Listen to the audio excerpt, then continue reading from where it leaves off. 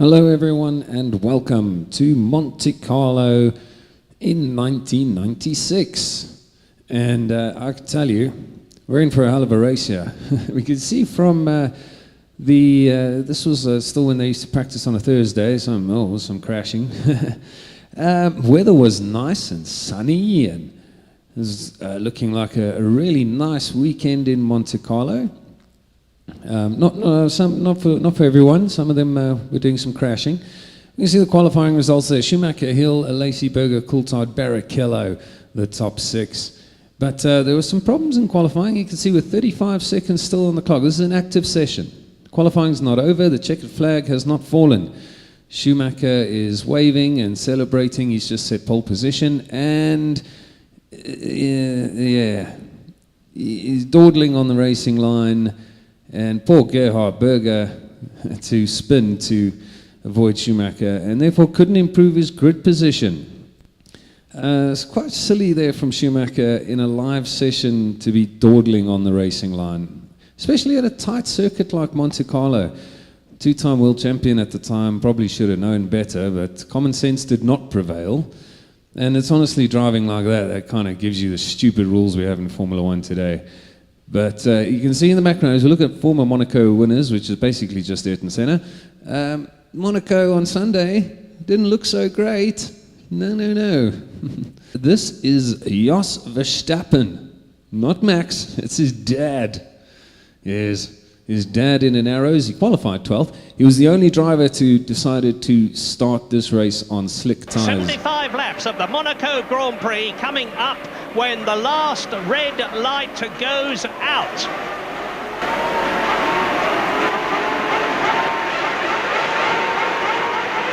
That's it, Schumacher's away well, Damon Hill is closing up, Lacey and Berger in the two Benettons. Now what's happening further forward at Saint-Devote? It's the Williams leading. Damon Hill has got ahead of Michael Schumacher as they lead, and this is absolutely crucial. A fantastic start. We didn't see it properly, but already the Arrows is out, and that is Jos Verstappen. He only had one nose cone, and he's done that in already. But Damon Hill has done a fantastic job to get ahead of Michael Schumacher, because the man who leads on the first lap is in a commanding position. And now Schumacher's going to have to push to try and get past the Williams out of Lowe's.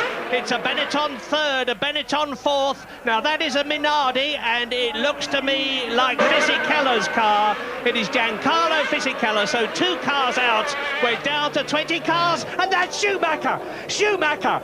Michael Schumacher is out of the Monaco Grand Prix before the first lap has even been completed, and that is going to transform Damon Hill's World Championship prospects, no doubt about that. Here it is. Now let's see what happens. He comes down to the portier, loses control and goes into the Armco, and up into second and third position go the Benettons. Well, simply a driving mistake there from Michael Schumacher. Through the right-hander, the back came round, he put on the opposite lock, but by the time the drift was corrected, which he was doing, he was too far to one side. He had nowhere to go, into the barrier, and of course the left front wheel off. That just shows you how slippery it is. It caught Hakkinen out off the line. Hakkinen out on the first wet practice we had just now, but Damon Hill really got it absolutely right. And interestingly, Schumacher has not made good starts this year. He has never improved from his good position.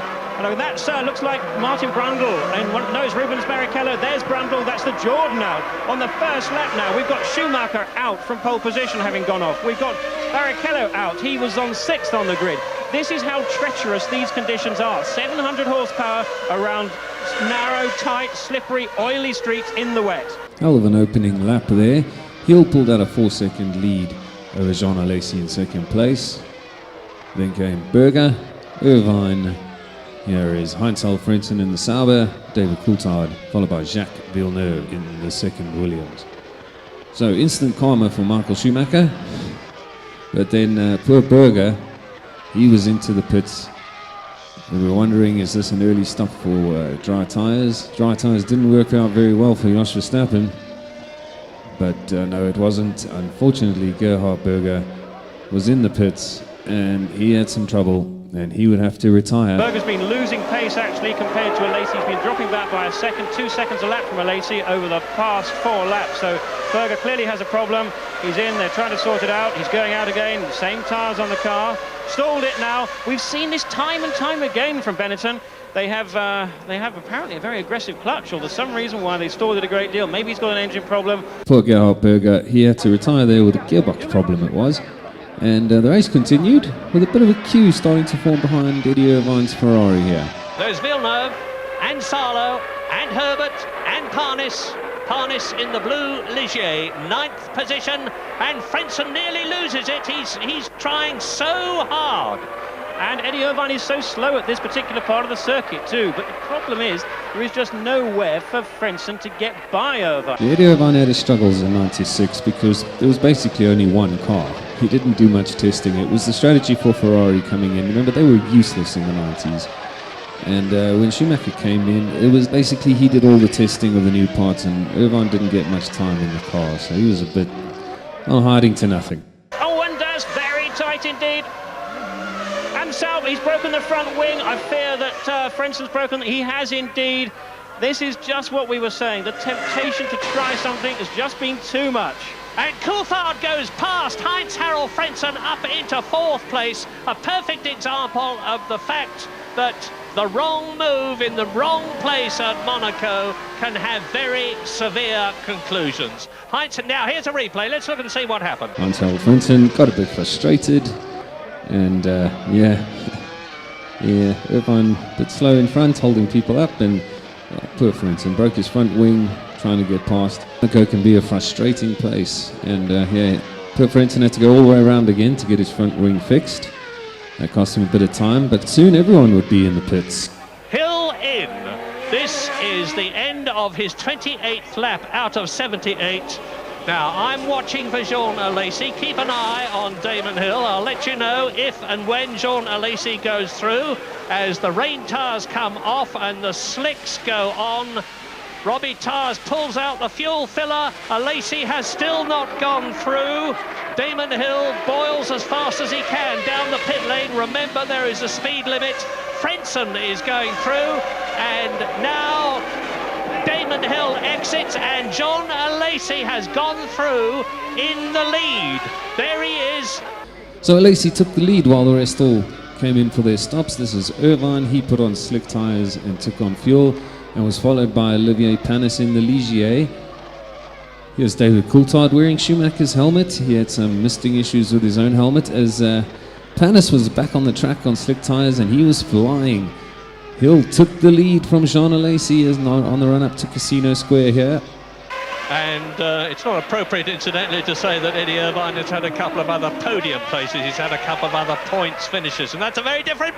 Sand right together, he locks his wheel. Olivier Panis locks his wheel as he tries to go through, and he's pushed Irvine off. There's a collision. Out goes the second Ferrari for much the same reason as the original one went out of Michael Schumacher's at almost the same place, just a few yards farther on.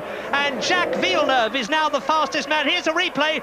Eddie Irvine turns, and along comes the wing of Panis's Ligier. Irvine's got nowhere to go. Yeah, Rubbing's racing, man. And I don't think Panis really gave him much of a rub. It was just some close racing, and the barrier got too close. Irvine actually managed to get this going.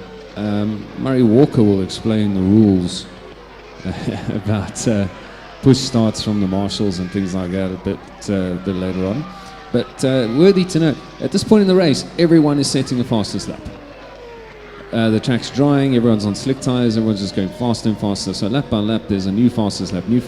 But Panis was flying up to 4th place and now 3rd from 14th on the grid. So great effort from him. And here's an interesting point. If he had a push start, he will be disqualified. He's got it going again. If, on the other hand, the marshals were adjudged to be removing him from a position of danger, in the words of the regulations, and he was on a hill and he was able to bump start the Ferrari, he should legally be able to keep going. We'll know the answer fairly soon, because they will black flag him if he's got to come in. Yeah, Eddie Irvine did actually bump start the car, so he was allowed to continue, but he had to come back into the pits because he actually thought, I'm out of the race. and undid his seatbelt so he could climb out of the car. He had to come back in. Mechanics weren't ready for him, but he had to come back in and have his seatbelts redone up. How about that? While Panis continued on, no penalty for that whatsoever. Of course, today probably would have been black flag and had points against his license for overtaking somebody on a racetrack. But back in '96, that was perfectly fine. This is amazing to spend so long, and he stalled it now. Oh dear, Eddie, really. Well, the poor amount of distress going on in that man's mind. He had the race so much under control, doing a great job with the Ferrari, holding off Frentzen, holding off Panis. Panis went for the inside, and it's all gone downhill from there. Lap 41, and Damon Hill's Renault engine gave up, sadly for him. And smoke out of the back of the Williams. This is going to be the first time that the Williams Hill's failed to finish this year. Damon Hill out of the Monaco Grand Prix. He was destined not to win this race, and my goodness, the Englishman's heart will be plunging to his boots. Flames out of the back of the engine, and Damon walks away. Oh, look, you can see the anguish and the bitter irony of it all as he clenches his fist to his helmet. Damon, I know you must be bitterly disappointed. We're all desperately sorry for you. Have you found out what happened yet? I had a warning light for about a lap before what actually happened was the engine blew in the tunnel, and I came out of the tunnel with oil coming out of the back and the engine seized up, but I don't know quite what caused the engine to fail. But I had a warning light that came on about a lap before that actually happened, so I knew there was a problem anyway. We said that this track was the supreme challenge, but you were equal to it, and you were absolutely flying. Well, I thought I had it. I thought I had a grip on the race, and we had enough fuel to go to the end of the race, so I didn't have to do another stop. So I thought I could hold a Lacey at that gap, and the only thing remaining was to keep the concentration and also to have reliability. But I mean, we didn't get that last bit, and we're all very, very disappointed. We just have to wait another year. How slippery was it, Damon? It was very, very, very slippery. The whole first half of the race was very tricky. I had 3 or 4 major moments where I thought I'd lost it, and but I never got to the end. So that's a shame. What about when you got the news that Schumacher was out? That surely gave you a bit of a fillip. No, not at all. I didn't really know where he'd gone. All I knew was when I looked in my mirror on the first lap, he wasn't there, and neither was anyone else. And I knew I had to keep pushing and make a big gap. Well, he didn't get any points, so now looking forward to Spain. Yes, we've got a lot of races to come. I could have done with a point so from here. Well, to be honest, we could have done with the champagne from you tonight. Yeah, well, we'll still have some champagne, whatever. Well done. Thanks for talking to us, Damon, and hard luck. Thanks very much. So Jean Alesi had taken over the lead with Panis in second place. Panis had a spin but recovered, and it was still a bit tricky out there. But then Alesi was into the pits. Looks as though this could be the second one. He's driven in over 100 Grand Prix. Indeed, this is his 108th, and he's into the pit lane. Now, this is Alesi taking his second stop. Looks quite routine. The fuel filler is in, comes out clearly, and that was a lovely pit stop. Yes, indeed, a very neat pit stop to top up the fuel and a new set of tyres. And Alesi would go out and actually maintain the lead. And I was calling my mom. My mom loved Jean Alesi. She said he had nice hair. And I remember watching this race live saying, Mom, come look at this, and Lacey's in the lead. He's going to win the race. He's going to win the Monte Carlo. It's fantastic. Come and look. And she refused. My mother never watched Formula One after May the 1st, 1994. Into the pit comes, well, difficult to see. Is it a Tyrrell? No, it's Alesi once again. What is going on? Alesi has a problem. And we're going to see yet another leader here, because Alesi was only 18 seconds ahead of Panis, and the time is slipping by. There's no work being done on the car. Yes, there is now. I'm looking at the pit lane, and the Ligier goes through. Yeah, that was my fault. Probably commentator cursed Jean Alesi in that race by screaming that he was going to win. I remember he was in a hair shampoo ad, and yeah, my mother then, that was the only shampoo she would buy for me and make me wash my hair with. Jean Alesi's shampoo. I can't remember what it was. And whenever the ad came on, she would say, "Yeah, see, I told you. I was right. He does have nice hair. He's doing ads now." Alesi would rejoin, but now way down the field. And unfortunately for Jean, it was not to last very long. And you can see, and Alesi is in the pit still and is retiring from the Monaco Grand Prix. Schumacher out. Damon Hill in the lead, out. Jean Alesi, his successor, is out. Ferrari out, Williams out, Benetton out, 3 of the top makes, and now, totally against expectations, it would have been a brave man who forecast this. On lap 62 out of 78, Frenchman Olivier Panis from Lyon leads the Monaco Grand Prix in his Ligier Mugen-Honda. Then Villeneuve was out. He slowed at the Lowe's hairpin. You can see there's Monte Carlo traffic jam, and it's all caused by this idiot called Luca Badoa in a stupid car called a 40. Look what he does here. He's being lapped, and he just turns in and, yeah. I mean, now that is not a racing incident. That is just being silly and not looking in your mirrors when you're being lapped. He's about 1,000 laps down at this point, as he was in every race, as the 40 cars were in every race, so he should know better than to do that. Very, very silly. You know, back markers. Use your bloody mirrors, son.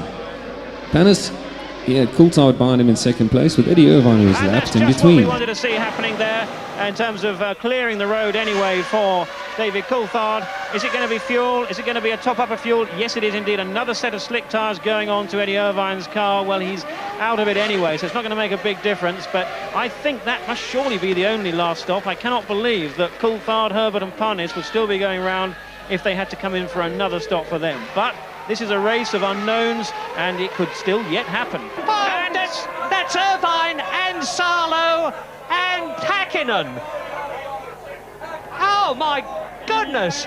So there's only now here it is. Let's see what's happening. This is where Schumacher left it, and Irvine spins into sight in the Ferrari. Now let's see what happens. We look with the replay. This is him losing it as he exits Lowe's hairpin.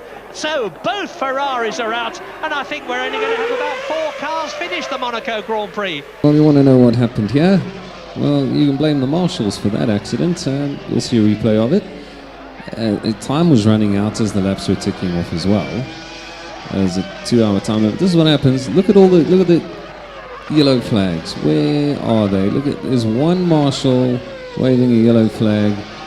The rest of them are standing around goofing off. So yeah, blame the marshals for that one. On to the Rascasse, the second slowest corner on the course. And Olivier Panis for Ligier Mugen-Honda, a wonderful fillip for the French team and their Japanese engine supplier, exits the Rascasse to win the 1996 Monaco Grand Prix. An incredible result.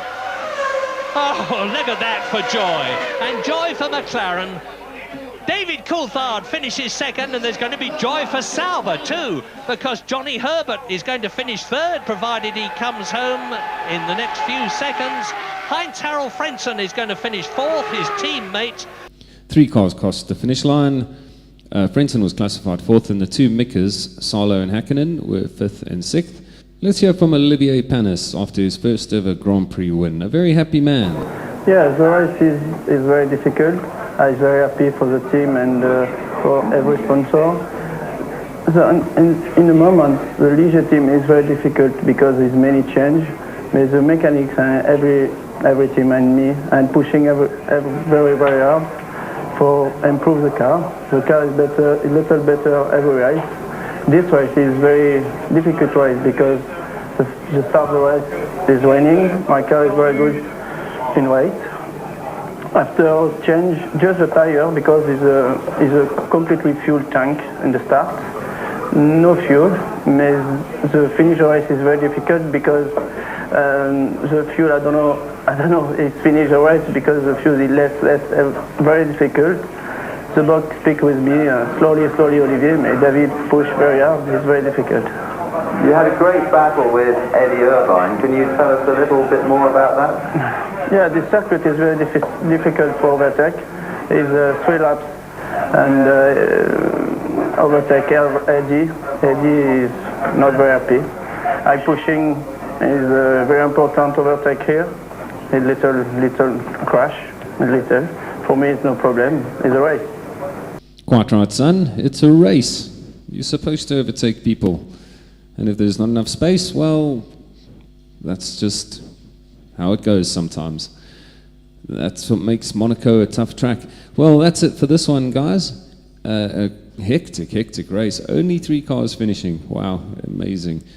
And a great win for Olivier Panis. He goes down in history. He might not be one of the most famous drivers in the world, but he certainly has a very, very famous win. And well deserved for Olivier. All right, guys, until the next time, have a good time all the time. Cheers.